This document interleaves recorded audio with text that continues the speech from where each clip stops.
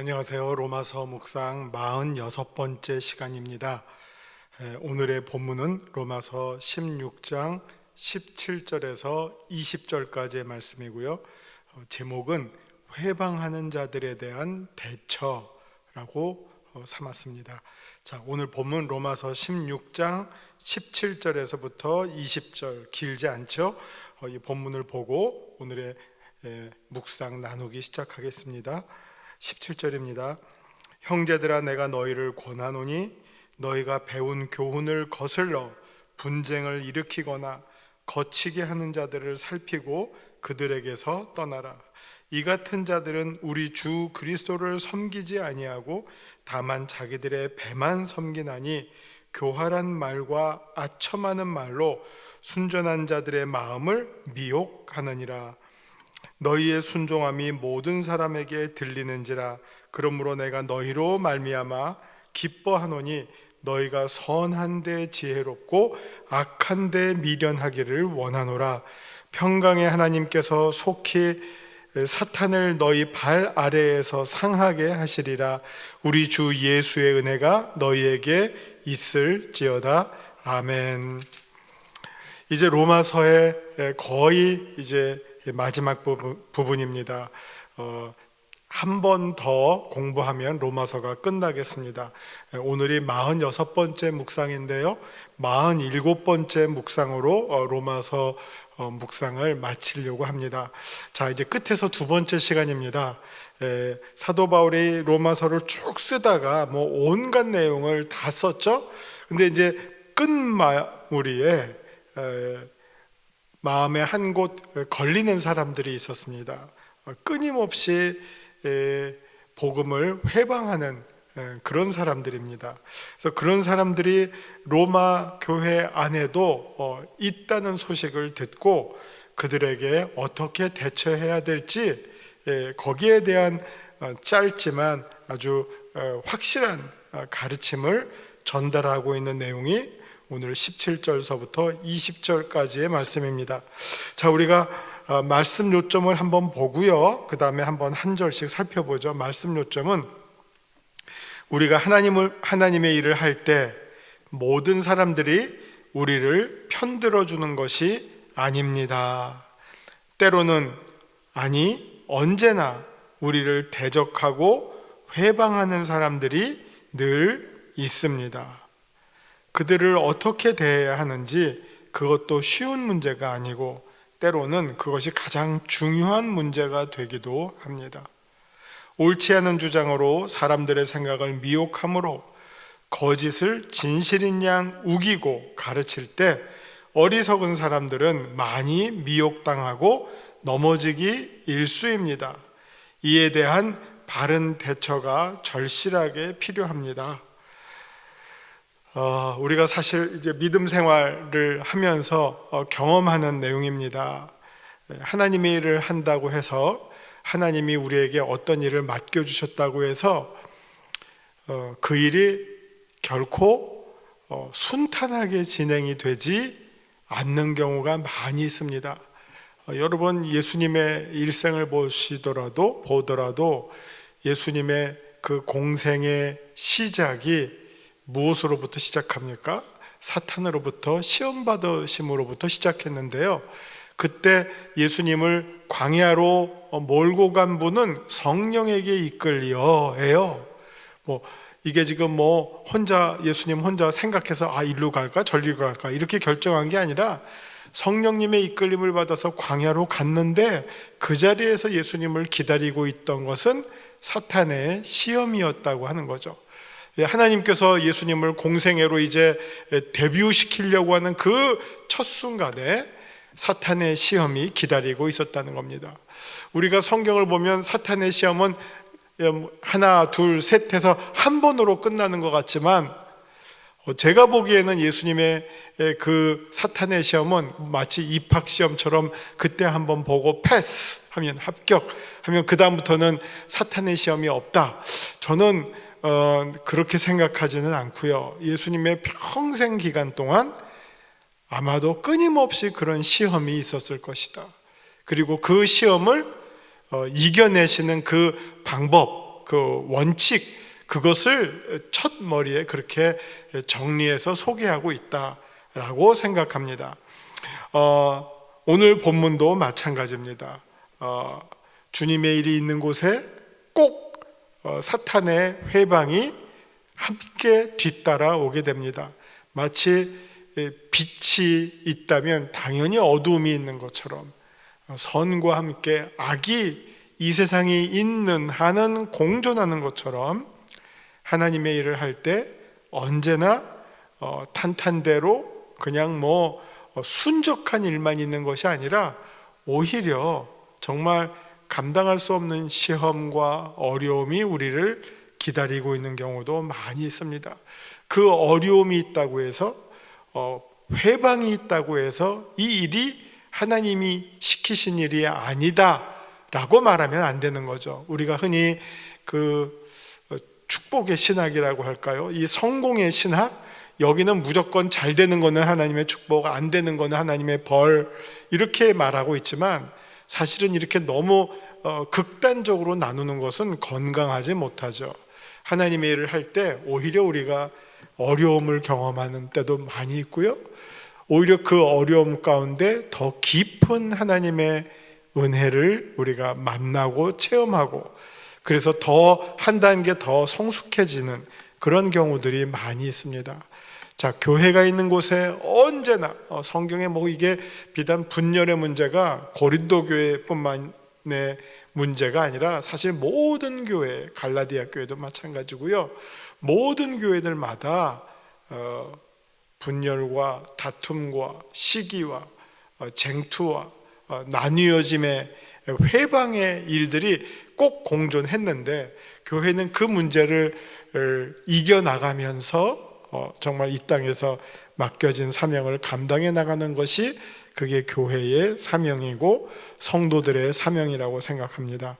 오늘 이 본문에서도 로마 교회가 어떻게 보면 여러 그 디아스포라를 통해서 세워진 교회인데, 그 교회가 여기 보시면 아주 믿음을 잘 순종하는 성도들이 대부분이었던 것 같지만, 그러나 마치 정말 양들 가운데 이리가 침입한 것처럼 복음을 회방하는 자들이 또 거기에 등장하고 있었기 때문에, 그리고 그런 사람들은 꼭 미혹을 하죠. 사람들을 그럴듯하게 속이고 속아 넘어가게 하고 잘못된 길로 이끌고 가고 올바른 진리를 가리우고 감추고 그런 일들을 하죠.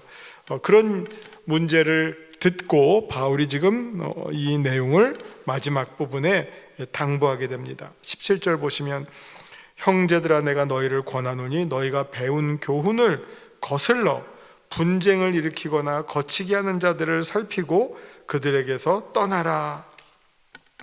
여기 보시면 우리들이 해야 할 일이 살피고 떠나는 일입니다. 두 가지 일이에요. 하나는 살피는 일은 분별하는 것이죠. 이것이 옳은지 틀린지, 진리인지 거짓인지, 거기에 성령의 열매가 나타나는지 아니면 사탄의 열매가 나타나는지, 그걸 우리가 살필 필요가 있고요. 그 다음에 이게 사탄의 일이라고 하는 것이 딱 드러나면 그 다음에 우리가 어떻게 해야 됩니까? 떠나야 됩니다. 그들을 떠나야 됩니다. 그 가르침으로부터 혹시 내가 잠깐 몸을 담갔다면 얼른 떠나는 것이 지혜로운 방법이 되겠습니다. 그래서 사도 바울도 근데 어떻게 그걸 분별합니까? 여러분들이 지금까지 배운 그 복음의 내용과 다른 말을 한다면, 그 여러분들이 사도들을 통해서 전달되었던 그 말씀과 틀린 말을 한다면, 그럴듯하게 그 말을 뒤집는 주장을 듣게 된다면 그게 살피는 거죠. 그렇다면 떠나는 것이 지혜롭고 합당한 일이다라고 지금 권면하고 있죠. 자, 18절, 이 같은 자들은 우리 주 그리스도를 섬기지 아니하고 다만 자기들의 배만 섬기나니 교활한 말과 아첨하는 말로 순진한 자들의 마음을 미혹하느니라. 그들의 특징입니다. 자, 특징이 입으로는 주여 합니다. 요즘식으로 말하면 신부는 목사예요. 신부는 장로예요. 신부는 권사예요. 신부는 교회에 충실한 중직자예요. 그러나 그들의 중심 가운데 어떤 내용이 있느냐? 그리스도를 위하는 내용이 아니라 자기를 위하는 내용이에요. 입으로는 그리스도를 말해요. 입으로는 하나님을 말해요. 입으로는 교회를 말하고, 입으로는 기독교를 말하고, 심지어 하나님의 영광 운운합니다. 그러나 그 깊은 곳에는 하나님도 없고, 예수님도 없고, 교회도 없고, 기독교도 없고, 무엇만 있죠? 자기의 유익만 있어요. 때로는 더 나쁜 놈들은 그거를 알면서 그렇게 하는 사람, 잘못된 사람이 있고, 또 어떤 잘못된 사람들은 자기는 옳다고 생각하는데 실제로는 잘못된 행동을 하고 있는 경우도 많이 있어요. 자기는 이것이 예수님을 위하는 일이라고 생각하지만 실제로는 예수님을 공격하고 회방하고 교회를 세우고 기독교를 돕는 일이라고 생각하지만 실제로는 교회를 무너뜨리고 기독교를 회방하는 그런 일들을 하는 경우가 있기 때문에 그것을 잘 살펴볼 필요가 있다고 하는 것입니다. 이것이 과연 자기의 유익을 위한 것인지 아니면 하나님의 영광을 위한 것인지, 자기의 돈벌이를 하고 있는 것, 자기의 공명심을 높이기 위해서 하고 있는 행동인지 아니면 교회의 영광을 위해서 하는 일인지, 교회를 섬기고 하나님의 영광을 위해서 하는 일인지를 우리가 분별해야 하겠습니다. 참 쉽지가 않습니다. 근데 그것을 잘 분별하려면 우리가 말씀도 보지만 또 어떻게 보면 세상 돌아가는 것도 지혜롭게 살펴볼 필요가 있습니다. 그래서 사실은 분별이 되죠. 근데 이제 좀 성숙하지 못하면 분별하지 못하는 경우가 왕왕 많이 있는 것 같습니다. 자, 19절. 너희의 순종함이 모든 사람에게 들리는지라 그러므로 내가 너희로 말미암아 기뻐하노니 너희가 선한 데 지혜롭고 악한 데 미련하기를 원하노라. 자, 앞에 있는 말은 일단은 바울이 로마 교회의 소식을 들었어요. 그래서 사람들이 참 순종을 잘한다 그러더라. 순종이라고 하는 말은 아까 자기의 배를 위하는 것과 순종이라고 하는 말은 정반대죠. 순종은 뭡니까? 나 중심이 아니라 하나님 중심이에요. 그래서 하나님이 가라 그러면 가고 서라 그러면 서는 것, 그것이 순종이죠. 그런데 자기 중심은 뭡니까? 내가 가고 싶으면 어떻게 말하죠? 하나님이 가라 그랬다, 이렇게 말을 바꾸죠. 내가 쓰고 싶으면 하나님이 쓰라고 말했다. 이게 거짓 선지자들의 특징입니다. 하나님을 팔아서 자기가 하고 싶은 대로 하는 것, 그게 이제 사탄의 전략입니다. 거기에는 순종이 있는 게 아니라 사람들을 순종시키지만 결국 무엇에 순종시키느냐? 자기의 뜻에 순종시키는 거죠. 자기의 이익에 순종시키는 거죠. 그래서 이단들의 재산이 많대요. 그들 가운데 참 어리석은 사람들, 하나님을 위한 것이라고 다 헌신하고 했지만 실질적으로는 교주를 위한 경우가 전부죠. 대부분이죠. 그게 참 안타깝다는 거죠. 그래서 바울이 마지막에 뭐라고 말합니까? 선한데 지혜롭고 악한데 미련하기를 원하노라. 이게 악한 사람은 반대죠. 사기꾼들은 반대죠. 사기꾼들은 악한데 머리가 잘 돌아가죠. 사람들을 속여야 되니까. 보이스피싱 많이 보시잖아요. 들으시잖아요. 보이스피싱에 순진한 그냥 시골 할머니들만 넘어가는 게 아니라 최근에 보니까 은행 지점장도 당하고 경찰서장도 당하고 기가 막히더라고요.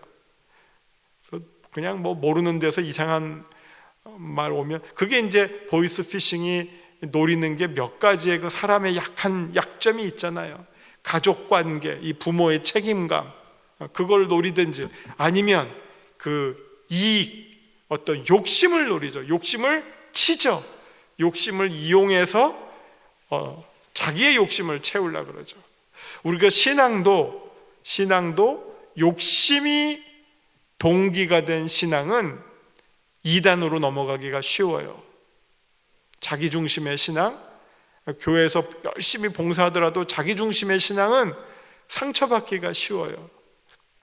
그러나 하나님 중심의 신앙, 교회 중심의 신앙, 이럴 때는 정말 사람들이 몰라주더라도, 사람들이 알지 못하여도 오히려 더 기뻐하죠. 그게 나의 만족을 위한 것이 아니라 주님의 영광을 위한 것이기 때문에 더욱 그러하죠. 악한 사람들은 악한 일에는 아주 지혜롭고 선한 일에는 무관심해요. 그러나 선한 사람들은 선한 일에는 지혜로워요. 어떻게 하면 도와줄까? 어떻게 하면 잘 해줄까? 거기에는 머리가 잘 돌아가요. 근데 어떻게 하면 속일까? 관심도 없고 아예 그런 생각이 떠오르지도 않죠. 이게 악한 데는 미련한 거. 뭐 그쪽을, 그 동네를 몰라요. 아예 그 동네를 아예 몰라요. 관심도 없어요. 뭐 돈도 뭐 가끔 뭐 그런 전화들 온대요. 문자 온대요. 여기 투자하면 뭐 대박 난다. 한 번만 더 생각해 보세요. 진짜 대박 나면 그 사람이 그걸 우리한테 알려주겠어요? 자기가 빚을 내서라도 하죠. 한 번만 더 생각하면 너무너무나 말도 안 되는 건데 거기에 사람들이 넘어가요. 왜요? 욕심 때문에. 나 돈 벌고 싶다. 그 욕심을 노리는 거죠.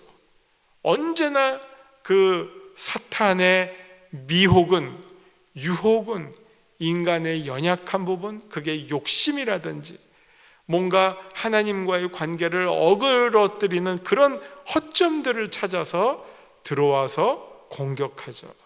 그게 사탄의 특징이죠. 그렇기 때문에 정말 우리 믿는 사람들은 악한 데에 대해서는 미련할 뿐만 아니라 그냥 꽝이어야 돼요. 전혀 몰라야 돼요. 근데 그걸 뭐 다 악한 데가 뭐 눈에 쫙 보여. 그거 참는 게 얼마나 어렵겠어요. 몇 번 견디다가도 결국은 넘어지고 말 위험이 악한 데 너무 박식하게 되면 이겨내기가 어렵죠. 그래서 악한 일에는 아예 무식하고 깜깜하고 미련해야 되고 반대로 선한 일에는 반짝반짝 해야 된다는 겁니다. 그래야지 정말 그 인생이 복된 인생, 지혜로운 인생, 축복받은 인생이라고 말할 수 있죠. 자, 20절, 평강의 하나님께서 속히 사탄을 너희 발 아래에서 상하게 하시리라. 이게 성경의 대표적인 표현이죠. 그러니까 완전한 패망, 완전한 제압, 사탄을 제압시키면 이 모습이 나옵니다. 그래서 우리 교회, 기독교에 아주 유명한 이 사탄의 패망에 대한 이 그림이 있습니다. 천사장이고 수호 천사인 미가엘이 마지막에 이 용을 그의 발로 밟고 머리에 창을 내리꼽는, 이게 최후 계시록에 나오는 장면이잖아요. 그게 이제 사탄이 궁극적으로 패망당하는 모습을 발로 그 머리를 밟고 거기에다가 창을 찌르고 있는 장면. 이게 지금 여기서 말하는 것처럼 사탄을 너희 발 아래에서 상하게 하시리라. 지금 사탄이 우리를 미혹하려고 이렇게 마지막 발악을 하고 있지만, 그러나 하나님께서 결국 그 사탄을 이렇게 박살내 버리신다. 패망시켜 버리신다. 그러면서 우리 주 예수의 은혜가 너에게 있을지어다. 여기서 일단은 어떻게 보면 간단한 축복의 인사의 말로 로마서의 본론을, 이제 모든 본론이 여기서 끝나게 되는 거고요. 그 다음 21절부터 27절까지는 정말 끝 인사고요. 이거는 어떻게 보면 본론의 어떤 내용에 해당하는 게 아니라 어떻게 보면 이제 진짜 부록이죠. 그러니까 로마서의 전체 내용은 이제 16장 20절로 딱 바울이 할 수 있는 그 내용 있는 말씀을 여기서 이제 완결하고 있는 그런 부분이 되겠습니다. 자, 그럼 이제 말씀 산책을 보시면서 진행하겠습니다. 말씀 산책. 사도 바울이 복음을 전함에 있어서 모든 사람들이 협조하고 도운 것은 아닙니다. 자기들의 유익을 위해 잘못된 가르침으로 교회를 나누고 분쟁을 일으켰던 사람들이 있었습니다. 로마에서 활동하던 그들은 필경 다른 곳에서 바울의 사역을 방해했던 자들과 같은 유대주의적 그리스도인들이었을 것으로 추정합니다. 이들은 진리를 선포하지 않고 그 대신에 화려하고 미혹하는 말들로 꾸민 자기 자신들의 주장을 설파했습니다. 생각은 자기 것이지만 말로는 예수님으로 포장해서 말했다 한 것이죠. 사실 우리는 오늘날에도 같은 문제를 가지고 있습니다. 많은 거짓 교사들이 복음의 교사인 양 가장하여 사람들을 선동하고 있습니다. 자신들의 주장을 설파하는 유인물이나 또 최근에는 유튜브 방송을 통해 거짓 뉴스와 주장들을 전파하고 있고, 많은 순진한 성도들이 여기에 현혹되어서 진리를 좇지 않고 거짓을 따르는 안타까운 경우들이 많이 있습니다. 이에 대해서 사도 바울은 두 가지의 점을 들어서 교훈을 줍니다. 첫째는요, 그들을 살피고, 둘째는 그들을 떠나라는 것입니다.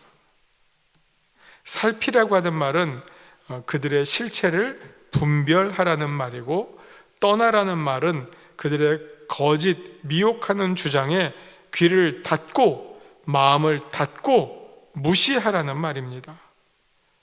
이는 먼저는 우리 주님에 대한 진정한 순종의 행위이면서 다른 사람들, 이웃에 대해 우리의 바른 믿음을 증거하는 행위라고 말합니다. 주님을 기쁘시게 하고 우리의 믿음을 바르게 증거하는 일이 우리에게 믿음의 동역자들을 불러 모으는 행위이지, 거짓 가르침에 빠진 자들과 함께하는 일은 우리의 믿음을 무너뜨리는 어리석은 행위입니다. 19절에서 사도 바울은 우리에게, 로마의 성도들이죠, 우리에게 선한데 지혜롭고 악한데 미련하기를 원한다라고 말합니다. 선한 일에는 더 관심과 열심을 내고, 악한 일에는 신경을 끄는 일이 거짓 가르침을 물리치는 가장 좋은 비결입니다. 20절은 분명히 말씀하기를 거짓 미혹하는 자들은 사탄에 속하는 자들이고 하나님께서 반드시 치실 것이라고 말씀하십니다.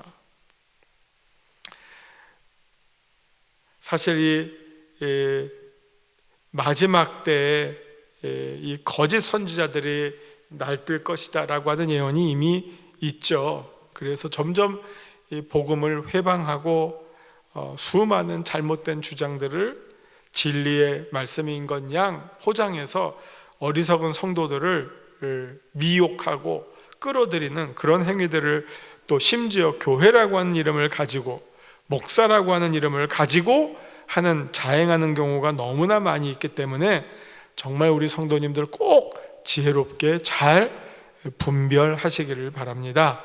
자, 말씀 적용입니다. 하나님은 어떤 분이십니까? 하나님은 17절의 말씀을 한번 보면요, 여기 17절 뭐라고 나와 있냐면, 형제들아 내가 권하노니 너희가 배운 교훈을 거슬러 분쟁을 일으키거나 거치게 하는 자들을 살피고 그들에게서 떠나라 라고 하셨습니다. 하나님은 다양한 사람들이 모여 하나의 공동체를 이루는 것을 좋아하시고 분열과 분쟁을 일삼는 것을 싫어하십니다. 그래서 하나님은 평강의 하나님이십니다. 그러니까 평화죠. 평화는 함께 있을 때의 그 좋은 상태를 우리가 평화라 그러죠. 그리고 하나님이 사랑의 하나님이라는 것은 함께 있는 사람들과 이 좋은 관계를 우리는 또 사랑의 관계라고 말하죠. 우리가 이 땅에 살면서 맺고 있는 수많은 관계 가운데 그 관계의 최종적인 완성의 모습, 그것을 우리가 샬롬이라고 하죠. 평강. 근데 그 평강은 하나님이 주시는 은혜고, 그렇지 못하고 분열을 일으키고 다툼과 시기와 질투와 분쟁과 이런 것들을 일으키는 것은 사탄의 영이고, 이거는 사랑이 지배하는 공동체가 아니라 미움이 지배하는 공동체죠.